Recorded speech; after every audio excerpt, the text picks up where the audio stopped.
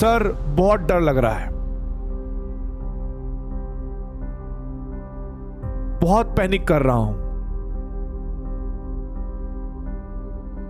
बहुत सारी चीजें याद करने की कोशिश करता हूं बट मैं कर नहीं पा रहा हूं। यार मुझे ना पेपर बहुत अच्छा करना है, मुझे 720 में से 720 को ही करना है और 710 प्लस तो मेरे मार्क्स बनने चाहिए। हमारे दिमाग में एक साथ क्या रहता है, 70-80 हजार क्वेश्चन। को लग रहा होगा कि आपके नंबर कम आएंगे, पर आप लोग पेपर देने के बाद आप में से लुल्लू पुल्लू बेकार से बेकार बच्चा भी ये बोलेगा कि केमिस्ट्री का पेपर बहुत आसान आया था। हेलो बच्चों, आई होप सभी लोग बढ़िया होंगे और मैं ये बात जानता हूं कि आपको इस वीडियो की बहुत खास जरूरत थी, क्योंकि बहुत सारे बच्चों की डिमांड आई थी कि सर बहुत डर लग रहा है, बहुत पैनिक कर रहा हूं, बहुत सारी चीजें याद करने की कोशिश करता हूं बट मैं कर नहीं पा रहा हूं। अब इसके पीछे भी लॉजिक था और वो लॉजिक क्या है मैं आपको समझाने की कोशिश करूंगा और आप लोगों को भी मानना है। मैं अगर आप लोगों को कहूं कि भाई तुम्हें डरना नहीं है तो आप लोग तो यही कहोगे, सर जी ये तो सब कहते हैं कि डरना नहीं है, लेकिन जिसको पेपर देना होता है उसको पता होती है असली हालत, कितना डर लग रहा होता है। सर अभी एग्जाम बिल्कुल सर पर आ गया और मेरे को कुछ भी याद नहीं होता। ठीक है, बहुत सारी प्रॉब्लम है आपके साथ जो मैं समझ सकता हूं कि क्योंकि ये जीवन में मेरे भी आ चुकी है। अब आपको मैं इस प्रॉब्लम से बाहर निकलने का एक तरीका बताता हूं और आपके कॉन्फिडेंस को बूस्ट करने का एक तरीका बताऊंगा। वो क्या है, जब तक हम एग्जाम हॉल में नहीं बैठते उससे पहले पहले के क्या विचार होते हैं हमारे कि यार मुझे ना पेपर बहुत अच्छा करना है, मुझे 720 में से 720 को ही करना है और 710 प्लस तो मेरे मार्क्स बनने चाहिए। अब इतना स्कोर करने के लिए सर मेरी बायोलॉजी बहुत अच्छी होनी चाहिए, मेरी फिजिक्स भी बहुत अच्छी होनी चाहिए और मेरी केमिस्ट्री भी बहुत अच्छी होनी चाहिए, और जिसके लिए पूरे साल मैंने इतनी मेहनत करी है सर, पता नहीं एंड में आते आते अब क्यों मेरे नंबर टेस्टों में कम बन रहे हैं। ये सारे डाउट जो है आप लोगों के आते हैं माइंड में। लेकिन बेटा एक बहुत सिंपल भाषा है, आप लोग जानते हो कि जब आप through out the year preparation करते हो नीट की, तो कम से कम एक सब्जेक्ट में आप लगभग 15 से 20 हजार, मैं कम बोल रहा हूं वैसे 30-30 हजार क्वेश्चन भी लगाते हैं बच्चे।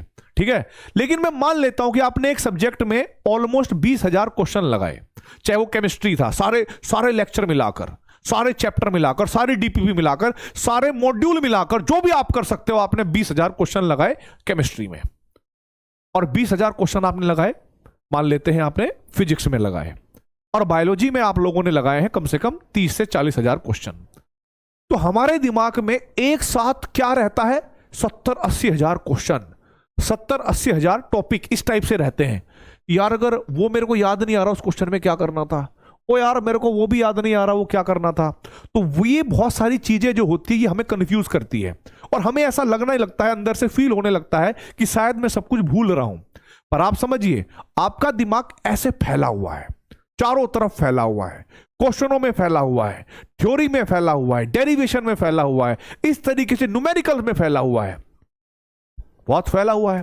अब यहां पर चीजें याद नहीं रहती, लेकिन मैं आप लोगों को गारंटी देता हूं 100% ये बात करता हूं मैं। ठीक है, आप लोग सिर्फ पढ़ते जाओ, रिवाइज करते जाओ, जो आपके वीक टॉपिक्स हैं उनको एक बार पढ़ लो, वो आपको याद रहते हैं नहीं रहते हैं इस बारे में सोचने में अपना टाइम वेस्ट मत करो। डरना बिल्कुल नहीं है, मैं सच बोल रहा हूं। जब आपके हाथ में पेपर आएगा, मैं गारंटी देता हूं आपके हाथ में अब वो 70-80 हजार क्वेश्चन नहीं होंगे। अब इस चीज से फर्क नहीं पड़ेगा कि आपको थर्मोडायनेमिक्स पूरा आता है कि नहीं आता है, फर्क बस इस बात से पड़ेगा कि थर्मोडायनेमिक्स का ये क्वेश्चन पेपर में दिया है, ये क्वेश्चन मुझसे हो पा रहा है कि नहीं हो पा रहा है। और जब आपकी पूरी कंसंट्रेशन एक क्वेश्चन पर आ जाती है, तब आप लोगों के दिमाग में चल रहा होता है कि यार भाड़ में जाए पूरा थर्मोडायनेमिक्स, ये क्वेश्चन तो तुम्हारा हो गया, अगले पे बढ़ते हैं, चलो अगला चैप्टर कर लेते हैं भाई, अगले वाला क्वेश्चन कर लेते हैं। तो वहां पे इस तरह से ये जो पैनिकनेस है, जो स्ट्रेस है, ये धीरे धीरे धीरे धीरे कम होने लगता है। ये एक बच्चे की जर्नी बता रहा हूं मैं, आपके दिल में भी यही चल रहा होगा। ठीक है, लेकिन मैं आपको बता रहा हूं कि जब आप एग्जाम देकर आओगे उसके बाद सारी की सारी थकान, सारे की सारा स्ट्रेस, सारी की सारी टेंशन खत्म हो जाएगी। क्या होगा उसके पीछे का लॉजिक, क्योंकि आप लोगों ने अपना दिमाग इतनी जगह पर फैला रखा है, चारों तरफ इतनी जगह पर फैला रखा है कि वो ज्यादा यूज हो रहा है फालतू चीजों में, जिससे एनर्जी ज्यादा लॉस हो रही है, उसको थकावट फील हो रही है और वो थोड़ा टेंशन में आ रहा है, और फिर आपके रिएक्शन, आपका डर, आपके पैनिकनेस बढ़ रही है। अगर आप पहले से ये सोच लो कि सर हमने मान लिया कि हमने पूरे साल मेहनत करी, फिजिक्स को पूरा टाइम दिया, हमने केमिस्ट्री को पूरा टाइम दिया, हमने बायोलॉजी को पूरा टाइम दिया, हम अच्छा कर रहे हैं और हमें पता है कि मेहनत कभी खराब नहीं जाती, तो एग्जाम में भी अच्छा ही करेंगे। भले ही एक दो टेस्टों में नंबर कम आ गए, हम उन टेस्टों से अपने आप को जज नहीं करेंगे, हमें वो 180 क्वेश्चन को याद रखना है जो नीट के एक्चुअल एग्जाम में आएंगे। ठीक है, अब बात यह है कि भाई बचे हुए चैप्टर्स की जो प्रिपरेशन है या रिवीजन है वो किस प्रकार से करें। देखो बेटा, केमिस्ट्री आपको पता है कि 3 पार्टों में डिवाइडेड है। ठीक है, केमिस्ट्री 3 पार्टों में डिवाइडेड है, और जिसमें आप लोगों को यह समझना पड़ेगा कि सर जी बात तो सही कह रहे हो आप, लेकिन किस चैप्टर को पहले पढ़ें, किस चैप्टर को बाद में पढ़ें, थोड़ा सा यह भी गाइड कर दीजिए। तो देखो बेटा, केमिस्ट्री का एक पार्ट है हमारे पास, सबसे पहला फिजिकल केमिस्ट्री। अगर मैं फिजिकल की बात करता हूं तो सबसे पहले मोल कॉन्सेप्ट, यही पढ़ना पड़ेगा, मोल कॉन्सेप्ट। दूसरा जो चैप्टर पढ़ोगे आप रिवीजन में, वो पढ़ोगे आप बेटा रिडॉक्स चैप्टर। कौन सा पढ़ोगे? Redox chapter. तीसरा जो चैप्टर पढ़ोगे आप, वो पढ़ोगे आप इलेक्ट्रोकेमिस्ट्री। ये एक तरीका है बेटा इलेक्ट्रोकेमिस्ट्री, जिसको हम विद्युत रसायन भी कहते हैं हिंदी मीडियम में। ठीक है, इलेक्ट्रोकेमिस्ट्री, ये पार्ट पूरा खत्म करना है एक सेट में। फिर उसके बाद आता है हमारे पास दूसरा सेट, कि सर दूसरा कैसे करेंगे। जो हमारा एक्चुअल में क्या होता है ना, हम पढ़ने तो बैठ जाते हैं किसी भी चैप्टर को, लेकिन कई बार पढ़ाई हमें बोझ लग रही होती है, इंटरेस्ट नहीं आ रहा होता, और कई बार ऐसा होता है कि इंटरेस्ट आता है कि हम 1 घंटे की बजाय 10 घंटे पढ़ जाते हैं, 4 घंटे पढ़ जाते हैं। तो चैप्टर में एक जैसा दिखता रहे, कुछ यूनिक सोचते रहो उसी कॉन्सेप्ट से रिलेटेड। तो ये मोल कॉन्सेप्ट के बाद रिडॉक्स के बाद इलेक्ट्रोकेमिस्ट्री, एक सीधा का सीधा फॉर्मेट बनेगा। ठीक है, आपकी सिटिंग कैपेबिलिटी बढ़ेगी इससे, और प्लस आपका जो डर है वो भी खत्म होगा। फोर्थ पार्ट हमारे पास आता है एटॉमिक स्ट्रक्चर। एटॉमिक स्ट्रक्चर, मैं तो ये कहूंगा कि जब आप एटॉमिक स्ट्रक्चर पढ़ोगे ना, तो अगर आपको मान लो दूसरा कोई सब्जेक्ट है वो पढ़ना है, और दूसरे सब्जेक्ट में जैसे फिजिक्स पढ़ना है, बायोलॉजी पढ़ना है, तो एटॉमिक स्ट्रक्चर के साथ मैं चाहता हूं कि फिजिक्स का जो मॉडर्न फिजिक्स है,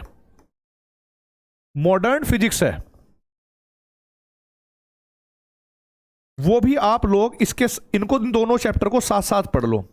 इससे क्या होगा, सेम टाइम में बहुत सारी चीजें कॉमन है, आप भी जानते हैं मॉडर्न फिजिक्स में भी और एटॉमिक स्ट्रक्चर में भी। आपको ये भी पता है कि एटॉमिक स्ट्रक्चर से नीट में 2 क्वेश्चन आते हैं और मॉडर्न फिजिक्स से भी कम से कम 2-3 क्वेश्चन आते हैं।